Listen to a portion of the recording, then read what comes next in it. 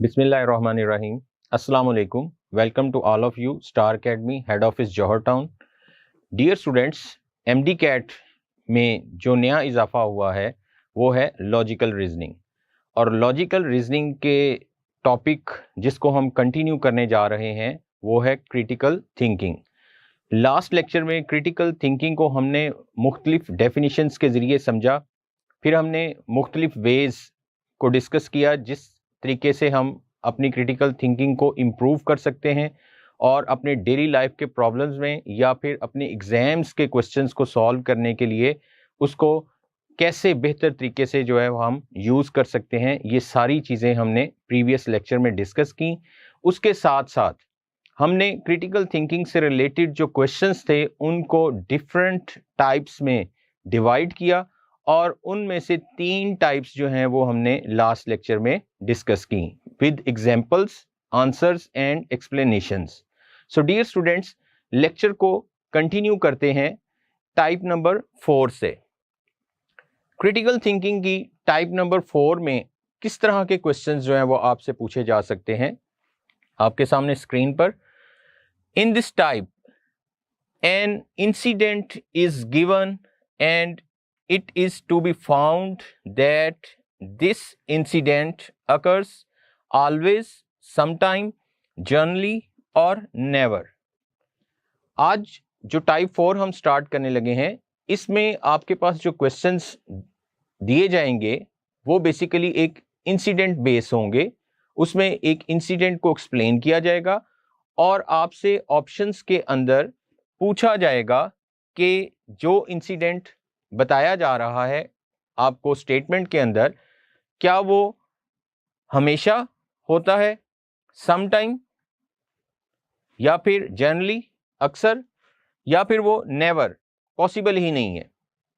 सो dear students, अब हम कुछ क्वेश्चंस करते हैं इससे रिलेटेड। क्वेश्चन नंबर 1 की स्टेटमेंट आपके सामने है। If we are going towards south in the morning, अगर हम मॉर्निंग में साउथ की जानब जो है वो मूव करते हैं, we will see the sun rising on the left side, तो हम अपनी लेफ्ट साइड पे जो है वो सूरज को तलू होते हुए देख सकते हैं या देखते हैं। अब आपने इस इंसिडेंट के बारे में बताना है कि अगर ये इंसिडेंट जो है वो ट्रू हो तो क्या ये हमेशा ऐसा ही होता है, या फिर ये समटाइम ऐसा होता है, या अक्सर, या फिर ऐसा हो ही नहीं सकता। सो डियर स्टूडेंट्स, आप अपने ज़हन में एक स्ट्रक्चर बनाएंगे।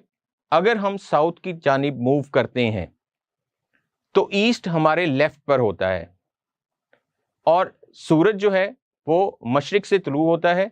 इट मीन कि जिस इंसिडेंट की बात इस स्टेटमेंट में की जा रही है वो हमेशा दुरुस्त होता है। अगर हम जब भी साउथ की तरफ मूव करेंगे हमें अपने लेफ्ट पर ही सूरज तलू होता हुआ नजर आएगा, इसमें किसी किस्म की चेंज नहीं आ सकती।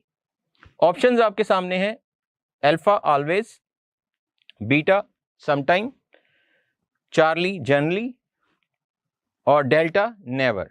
सो जैसा कि मैंने आपको एक्सप्लेन किया कि ये इंसिडेंट जो है ये हमेशा ट्रू होगा, ऑलवेज अकर होगा। ये नहीं है कि आज हम जा रहे हैं तो आज हम लेफ्ट पर देख रहे हैं और कल हम जो है वो साउथ की जानिब मूव करें तो हम सन राइजिंग जो है वो राइट पे देखेंगे, ऐसा मुमकिन नहीं है। So correct answer is always. Second question, statement आपके सामने है। yesterday I saw an ice cube which had been melted in the heat of the sun। yesterday mean जो कल गुजर गया, मैंने एक आइस क्यूब देखा जो कि सूरज की हरारत से मेल्ट हो चुका था। सो अब आप इस इंसिडेंट पे गौर करें, सोचें, इसको एनालाइज करें। क्या ऐसा पॉसिबल है कि एक चीज जो कि हीट से मेल्ट हो चुकी हुई है और आप उसको, जो उसकी ओरिजिनल शेप थी, क्या उसी शेप में आप उसको देख सकते हैं, जबकि वाज़िया अल्फाज में बताया जा रहा है हैड बीन मेल्टेड। ऑप्शंस की तरफ आते हैं, ऑलवेज, क्या ये इंसिडेंट जो है वो हमेशा हमें देखने को मिल सकता है? समटाइम, बाज़-औक़ात, जनरली, अक्सर, या फिर नेवर, कभी भी नहीं। सो डियर स्टूडेंट्स, एक चीज जो कि हीट की वजह से मेल्ट हो चुकी हुई है, उसको हम उसकी ओरिजिनल शेप में कभी भी देख नहीं सकते। सो यहां पे आपका करेक्ट आंसर जो है वो नेवर होगा। Delta is the right answer of this question. Next हम टाइप की तरफ बढ़ते हैं, type number 5। In this type a statement is given, एक स्टेटमेंट आपको दी जाएगी, फॉलोड बाय इट्स 4 कंक्लूजन्स, जो कि अपने साथ 4 मुख्तलिफ किस्म के कंक्लूजन रखती होगी वो statement. The candidate is required to find out the better conclusion. उम्मीदवार को क्या करना है? क्रिटिकल थिंकिंग के जरिए एनालाइज करना है कि कौन सा कंक्लूजन जो है वो स्टेटमेंट के लिए बेटर है। अब हम इसके क्वेश्चंस करते हैं। क्वेश्चन नंबर 1 की स्टेटमेंट है, स्टेटमेंट जो दी जा रही है आपको क्वेश्चन के अंदर वो है, scientist are the biggest enemy of mankind. जो साइंटिस्ट हैं ये इंसानों के बड़े दुश्मन हैं। अब हम इनके गिवन कंक्लूजन्स को देखते हैं कि किस कंक्लूजन के तहत ये स्टेटमेंट जो है वो ट्रू हो सकती है। कौन सा कंक्लूजन इसको ज्यादा सपोर्ट करता है, ये चीज हमने देखनी है। फर्स्ट कंक्लूजन आपके सामने है, they have invented many harmful medicines. Scientist ने बहुत सी हार्मफुल मेडिसिन्स जो हैं वो दरियाफ्त की हैं, इस वजह से वो इंसानों के बहुत बड़े दुश्मन हैं। क्या आप इसको दुरुस्त मानते हैं? ऐसा नहीं है। वो जो हार्मफुल मेडिसिन्स उन्होंने दरियाफ्त की है वो हो सकता है किसी ना किसी तरह इंसानियत के लिए फायदे में हो। वो हार्मफुल मेडिसिन्स जो हैं वो हमारी फसलों के लिए भी हो सकते हैं, वो जानवरों के लिए मेडिसिन भी हो सकती है, वो मुख्तलिफ बीमारियों में इंसान के लिए फायदेमंद भी हो सकती हैं। सो इस कंक्लूजन की बेस पर हम साइंटिस्ट को बिगेस्ट एनिमी नहीं कह सकते। क्लियर हो गया? नेक्स्ट कंक्लूजन की तरफ चलते हैं। They have invented many destructive weapons. उन्होंने बहुत से ऐसे वेपन्स जो हैं वो दरियाफ्त किए हैं जो कि बहुत ज़्यादा नुकसानदेह हैं, जिससे बहुत ज़्यादा तबाही फैल सकती है। सो डियर स्टूडेंट्स, इस कंक्लूजन पे गौर करें, ये हमारी इस स्टेटमेंट को सपोर्ट कर रहा है, लेकिन हम इसे फाइनल नहीं करेंगे जब तक कि हम बाकी सारे कंक्लूजन नहीं देख लेते। ये किस तरह से सपोर्ट कर रहा है? डियर स्टूडेंट, अगर आप स्टार्ट में चले जाएं, शुरू के दौर में चले जाएं, तो आप देखेंगे उस वक्त किस तरह के वेपन्स होते थे। वक्त के साथ साथ जो वेपन्स बनते जा रहे हैं या जो बने हैं वो इंसानियत के लिए जो है वो इंतहाई डेंजरस हैं। हम उन वेपन्स के ज़रिए पूरे के पूरे शहर और पूरे के पूरे कंट्री को जो है वो तबाह कर सकते हैं। सो डियर स्टूडेंट्स, ये चीज़ जो है, ये जो इजाद या दरियाफ्त है, ये इंसानियत के लिए नुकसानदेह है, और इस बेस पर हम कह सकते हैं कि साइंटिस्ट जो हैं वो मैनकाइंड के बिगेस्ट एनिमी हैं। नेक्स्ट कंक्लूजन देखते हैं। They were unable to prepare a healthy environment for all, कि वो इस काबिल नहीं हैं कि वो तमाम लोगों के लिए एक हेल्दी इन्वायरमेंट जो है वो क्रिएट कर सकें। ये बात भी सपोर्ट नहीं कर रही आपकी स्टेटमेंट को, क्योंकि बहुत से ऐसे काम हैं साइंटिस्ट के जिनके ज़रिए हमें एक हेल्दी इन्वायरमेंट जो है वो प्रोवाइड हो रहा है। Next conclusion, they are serving only for the interest rich nations. वो सिर्फ और सिर्फ जो है वो अमीर जो कौमें हैं उनके कामों में इंटरेस्ट लेते हैं या उनकी खिदमत में इंटरेस्ट लेते हैं। तो ऐसा नहीं है, उनकी जितनी भी इन्वेंशंस हैं साइंटिस्ट की, हर कंट्री जो है वो अपने वसाइल के मुताबिक जो है वो इस्तेमाल कर रहा है। सो डियर स्टूडेंट्स, आपने सारे कंक्लूजन्स जो हैं वो one by one read out करने हैं और क्रिटिकल थिंकिंग के ज़रिए एक बेहतर जो है वो आंसर पे पहुंचना है जो कि आपकी स्टेटमेंट को सपोर्ट कर रहा हो। सो यहाँ पे जो बीटा ऑप्शन है वो आपकी स्टेटमेंट को सपोर्ट कर रही है इंफॉर्मेशन के मुताबिक। So beta is the right answer of this question. इसी टाइप का सेकंड क्वेश्चन देखते हैं स्टूडेंट्स।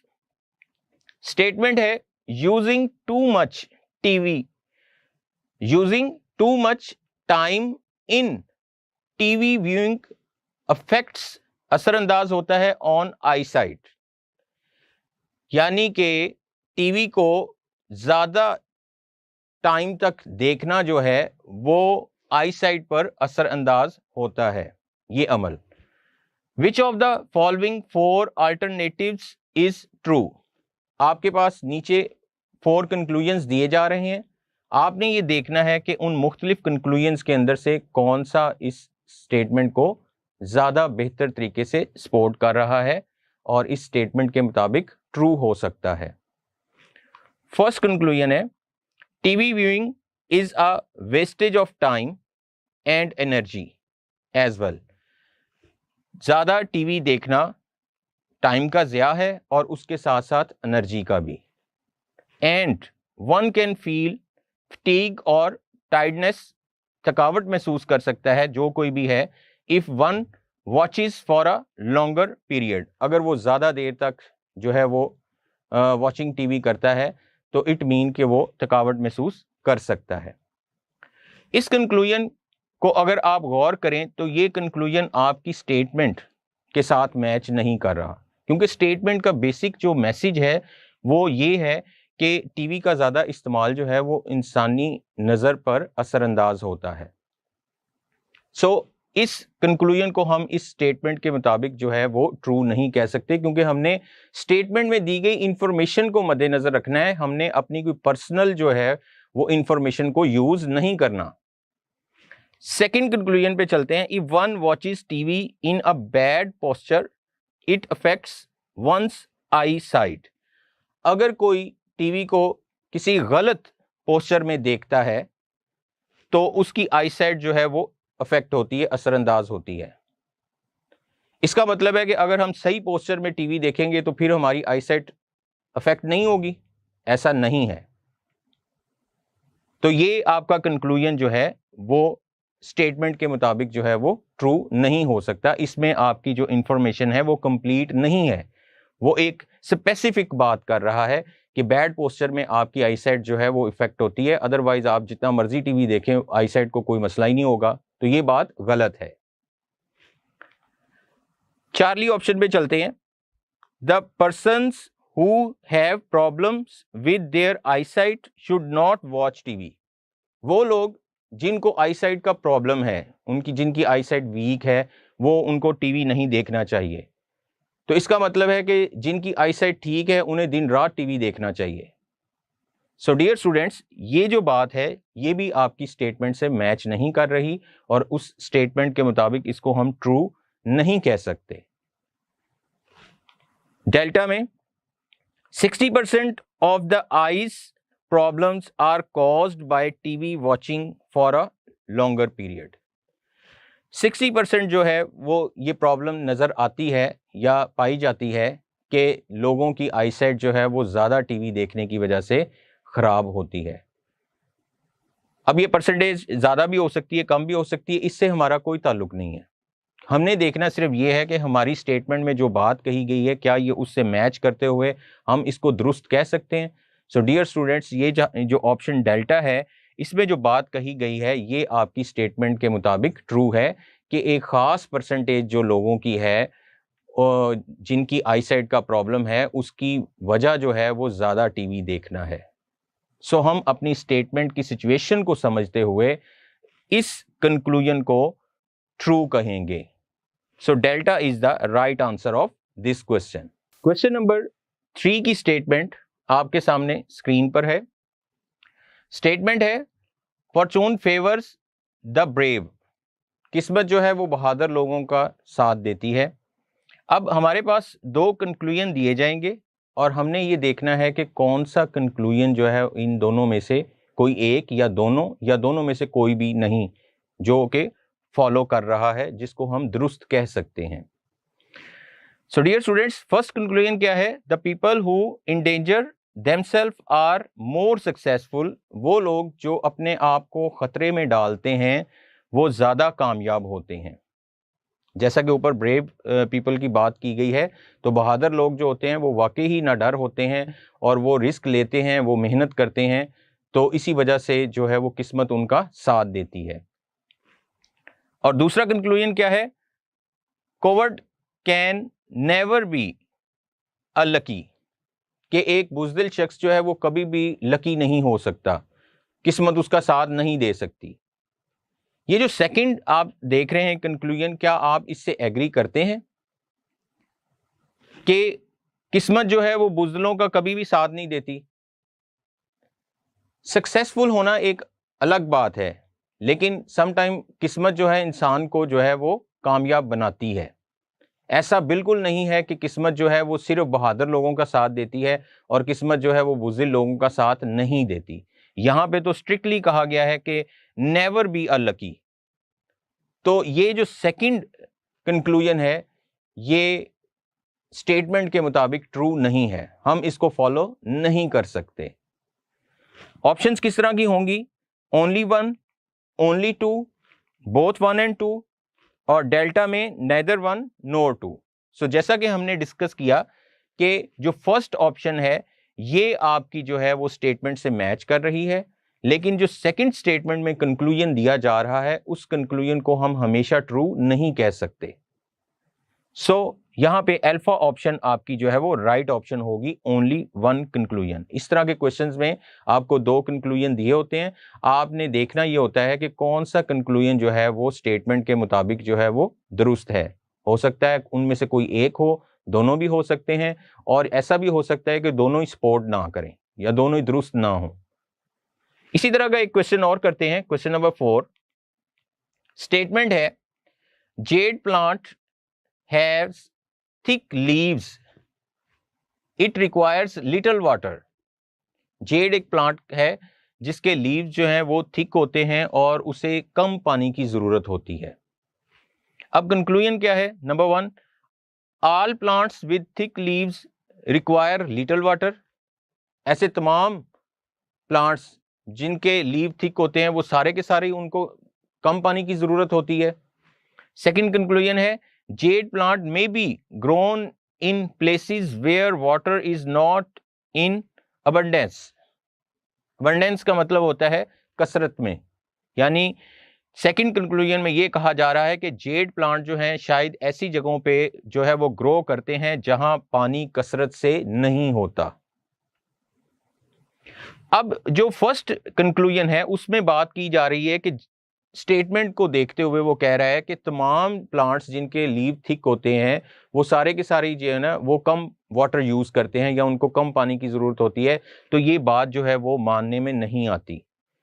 अगर मैं कहूं कि एक स्टूडेंट जिसने ब्लू शर्ट पहनी हुई है वो कम इंटेलिजेंट है, तो इसका मतलब ये नहीं है कि हर वो स्टूडेंट जिसने ब्लू शर्ट पहनी हुई है वो सारे के सारे कम इंटेलिजेंट है। ये तो ऐसे ही हो गया। सो फर्स्ट कंक्लूजन जो है ये आपकी स्टेटमेंट के साथ जो है वो मैच नहीं कर रहा, उसके मुताबिक ये ट्रू नहीं है, इसको हम सपोर्ट नहीं कर सकते। यहाँ पे जो सेकंड है वो कंक्लूजन जो है वो समझ में आ रहा है कि जेड प्लांट जो है, क्योंकि इंफॉर्मेशन हमें यही दी जा रही है कि ये कम पानी यूज करते हैं, सो इट मीन कि ये एक ऐसे इलाके में पाए जाते होंगे जहां पे पानी ज्यादा कसरत में नहीं होगा और वहां पे ही ये ग्रो कर सकते हैं। सो ऑप्शन है आपके पास only one, only two, both one and two, neither one and no two. तो डियर स्टूडेंट्स, जैसा कि हमने डिस्कस किया कि सेकंड ऑप्शन जो है ये हमारे स्टेटमेंट के साथ मैच कर रही है और ये इसको हम दुरुस्त कह सकते हैं। सो यहां पे आपके पास जो है वो बीटा ऑप्शन राइट ऑप्शन है। नेक्स्ट टाइप की तरफ चलते हैं, टाइप नंबर 6। इसमें आपसे किस तरह के क्वेश्चन पूछे जाएंगे? In this type a statement is given, आपको एक स्टेटमेंट दी जाएगी which is followed by 2 arguments, और उसके साथ साथ आपको 2 आर्गुमेंट्स भी दिए जाएंगे, 2 दलाइल दिए जाएंगे। Candidate are required to distinguish between these 2 arguments. इन दोनों आर्गुमेंट्स, वो दोनों जो दलाइल आपको दिए जाएंगे उनके दरमियान स्टूडेंट ने क्या करना है, फर्क करना है, and find out which one is strong, और कौन सा आर्गुमेंट जो है वो ज्यादा स्ट्रॉन्ग है, कौन सा दलाइल जो है वो ज्यादा स्ट्रॉन्ग है, ये बताना है।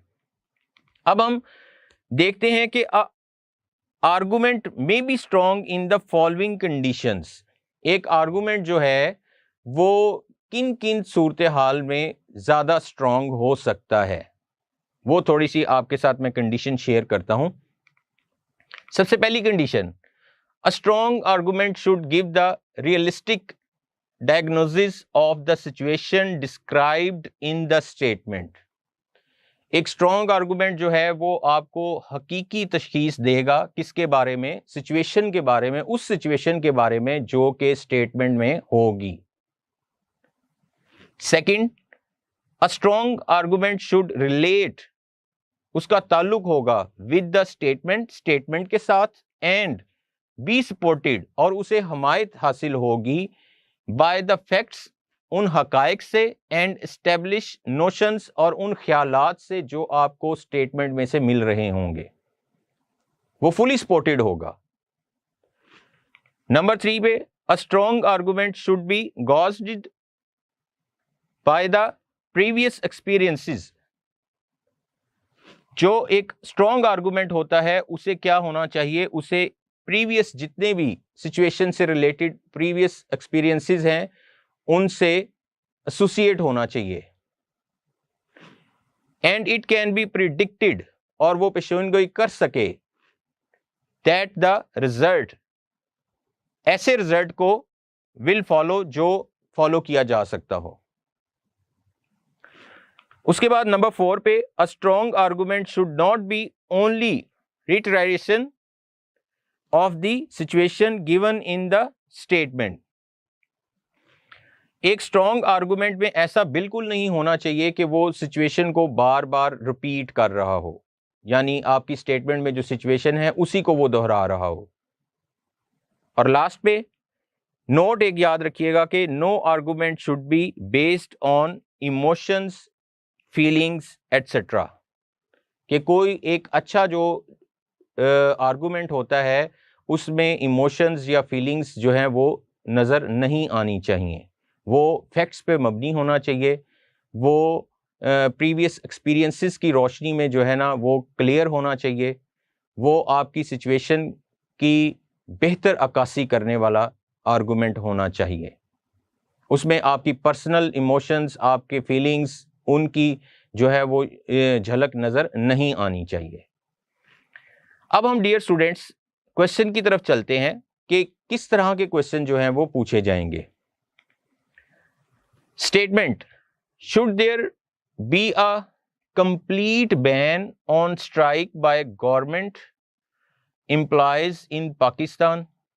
क्या पाकिस्तान में जितने भी सरकारी मुलाजमीन हैं उनकी हड़ताल, स्ट्राइक्स के ऊपर मुकम्मल तौर पर बैन, पाबंदी हो लग जानी चाहिए। अब इस स्टेटमेंट के ऊपर जो है वो 2 आर्गुमेंट्स आपके सामने आएंगे और आपने ये देखना है कि किस आर्गुमेंट में ज़्यादा स्ट्रेंथ है, किस आर्गुमेंट को आप जो है वो स्ट्रॉन्ग आर्गुमेंट कह सकते हैं। नंबर 1, नो, नहीं, this deprives the citizens of their democratic rights. ऐसा नहीं होना चाहिए क्योंकि ये शहरियों को उनके जमहूरी हकूक से महरूम कर देगा। ऐसा एक्शन जो है वो उनको उनकी जमहूरी हकूक से महरूम कर देगा।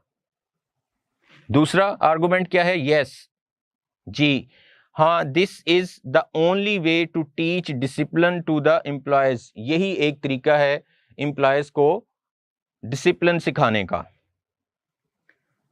इसमें बायसनेस नजर आ रही है। ये जो सेकंड आर्गुमेंट है इसमें बाइसनेस नजर आ रही है। सो यहां पे जो पहला आर्गुमेंट है वो ज्यादा स्ट्रॉन्ग है। ऑप्शंस किस तरह के होंगे? Only one, only two, only one, both one and two, या फिर नाइदर वन नोर टू।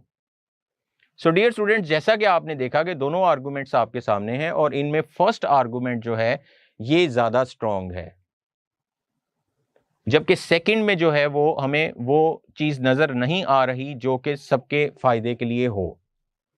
सो यहां पे जो राइट ऑप्शन है वो आपकी ओनली वन है।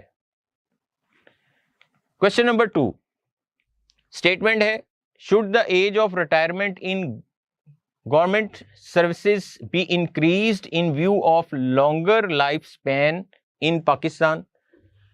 पाकिस्तान में लॉन्गर लाइफ स्पैन की वजह से रिटायरमेंट की जो एज है वो इंक्रीज कर देनी चाहिए, बढ़ा देनी चाहिए।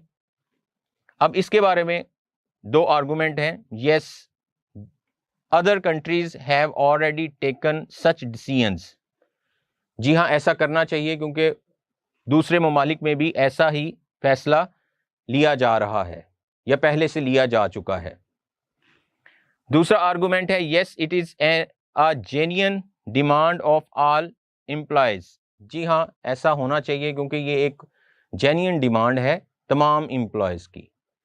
अब जो पहला आर्गुमेंट है इसके बारे में देखिए स्टूडेंट्स कि हर कंट्री जो है वो अपने सिनेरियो, अपने रिसोर्सेज के मुताबिक जो है ना वो डिसीजन लेता है। ऐसा हरगिज नहीं है कि एक डिसीजन जो पाकिस्तान में हो रहा है वो ज़रूरी वो किसी और कंट्री में हो, या जो कोई किसी दूसरे कंट्री में डिसीजन हो रहा है तो वो यहाँ पे पाकिस्तान में भी एप्लीकेबल हो। तो ये जो पहला आर्गुमेंट है ये स्ट्रॉन्ग नहीं है।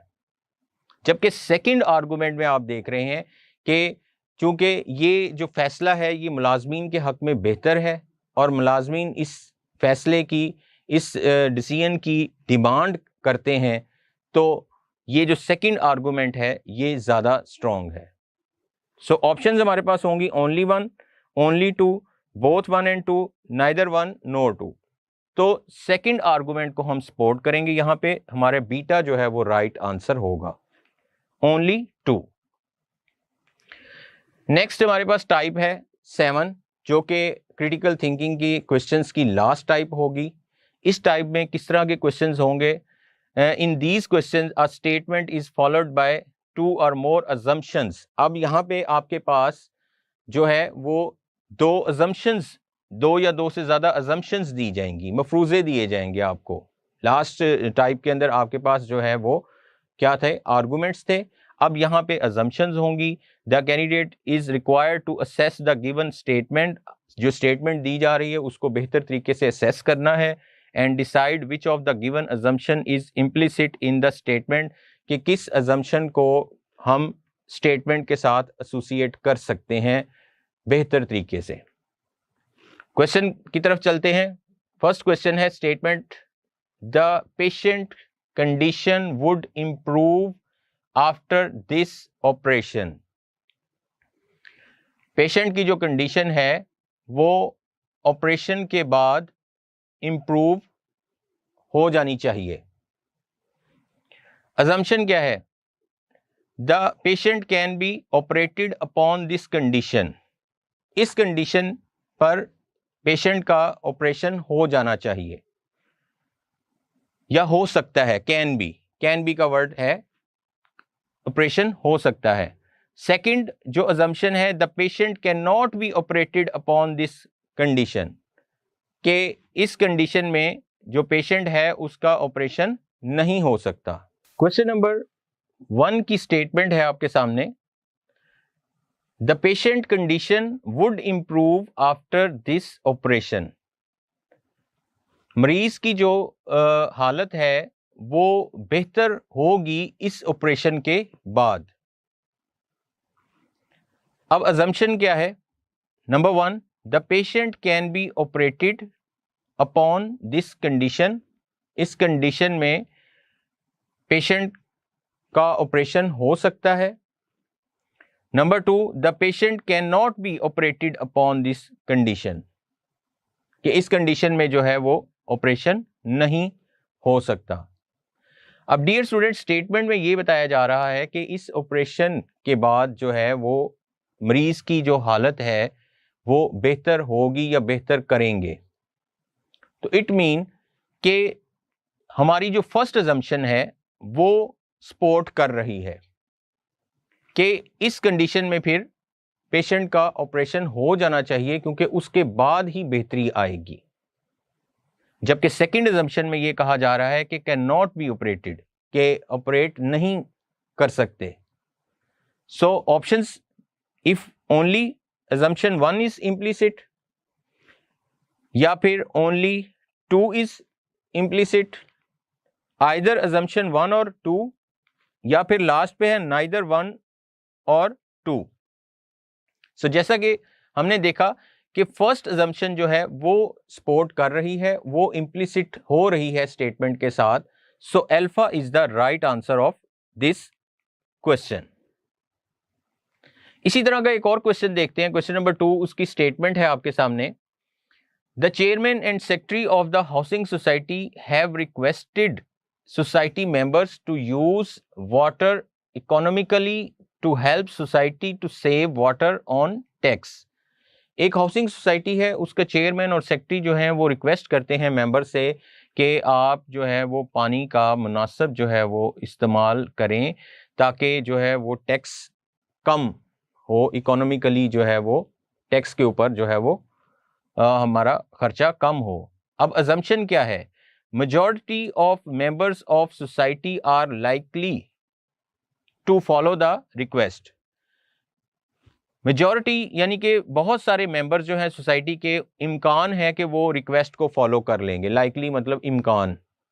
और सेकंड अजम्पशन ये है, it is desirable to reduce expenditures wherever possible.